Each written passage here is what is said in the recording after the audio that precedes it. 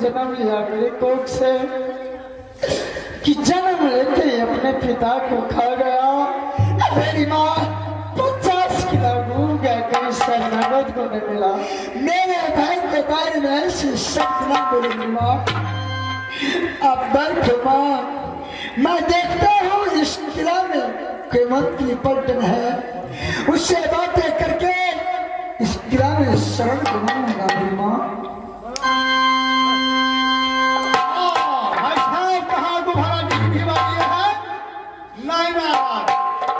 सुबह नरमल का राज है ये, सुबह नरमल का राज है। मुझे एक बार उससे मिला दीजिए। सुबह नरमल से क्यों नहीं महाराजा?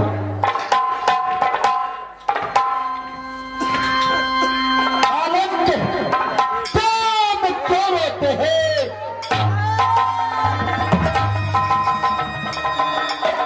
तेरे आँख से आंसू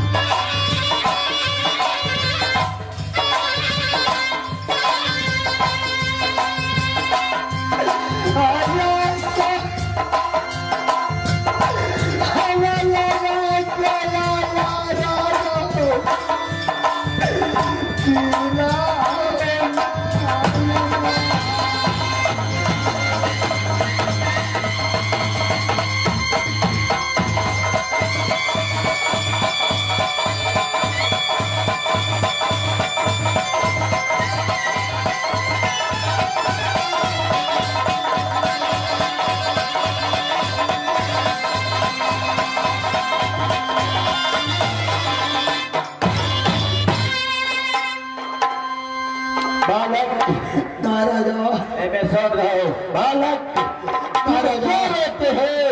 क्या आपका आंसू लगता है? कहाँ है तेरा दीवारी? कहाँ प्रेम काम? कौन है कुल को तुम बालक है?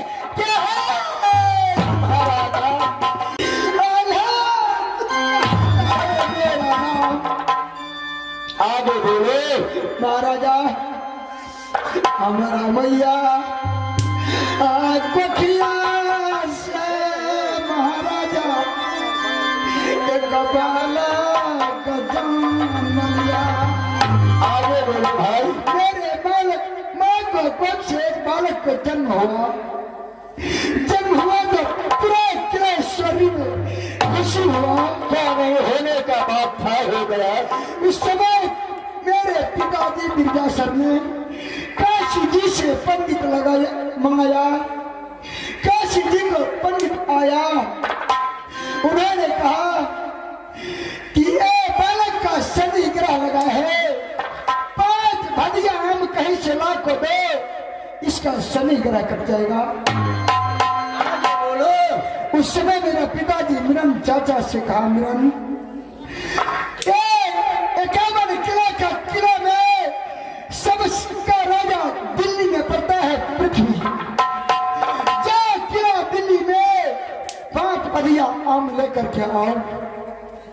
मेरा चाचा ने कहा 5 भदिया आम दिल्ली से लाने का जरूरत नहीं है, अपना किला में 5 भदिया सजिया आम रखा है।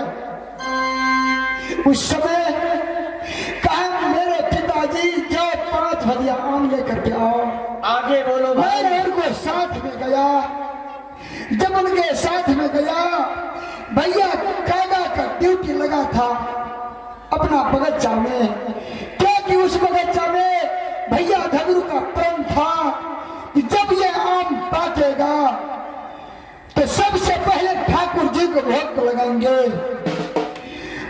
तब खाएगा कान धगरुआ वीर। मन होगा तो किसी को देंगे, न मन होगा तो छिलका।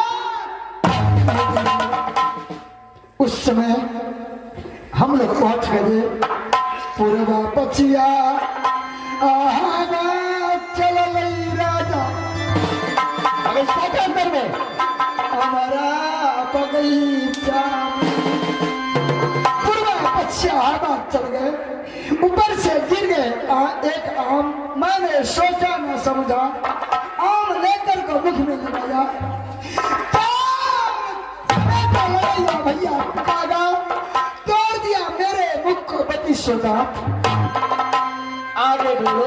मैंने पिताजी को पास आया, पिताजी गया भैया कागा धगरू को बगीचा में समझा के पूरा आम पेड़ को कटवा के 2 ढेरी लगा दिया, कच्चा और पक्का आम का पेड़ का। एक ढेरी छोड़ के एक ढेरी लेकर को आया। फिर भैया कागा धगरू ने मेरे पिताजी को पास में आया, कहा चाचा जी मैंने आपके साथ में संग्राम किया, गलती किया, मुझे क्षमा कर दीजिए। आज माता जगदम्बा ने मुझे कहा है कि क्षमा ना मांगेगा धगरू तो तुम्हें अच्छा नहीं होगा। उस समय मेरे पिताजी क्षमा कर दिया। एक सुपारी दिया दावत को नौता में कि आज मेरे घर में सत्यनारायण हनुमान को पूजा है, आप आकर को कल को जमिए। मैंने लाख समझाया पिताजी को, बात नहीं माना। जब बात को नहीं माना मैंने साथ में गया। जिस समय पिताजी भैया किला में गया, आगे देखता था पिताजी, खुद से माता था पिताजी, पीछे मुड़कर को नहीं देखता था। सबर बजा बंदा है चलई बाबा। जिस रास्ता से जाते थे सब दरवाजा खुला था, जब पीछे मुड़कर मैं देखता था तो सब दरवाजा बंद कर देता था।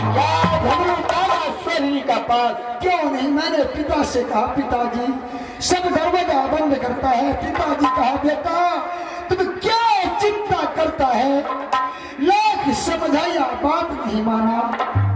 जब भैया किला गया आगे आमे थाली जल कई राजा छप्पन भोग परोस के आगे थाली रख दिया 56 भोग परोस के फिर तेगा ला करके दिया कि चाचा जी मैंने तेगा लाया हूँ तेगा जांच दीजिए मैंने कहा पिताजी जल जमने लिए आया है तब जल के चलिए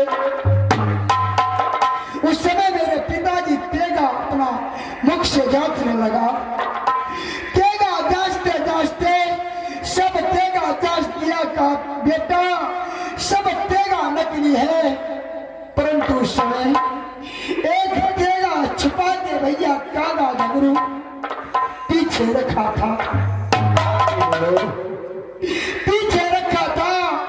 अंतिम को लाइट को तेगा जांचने लगा उस समय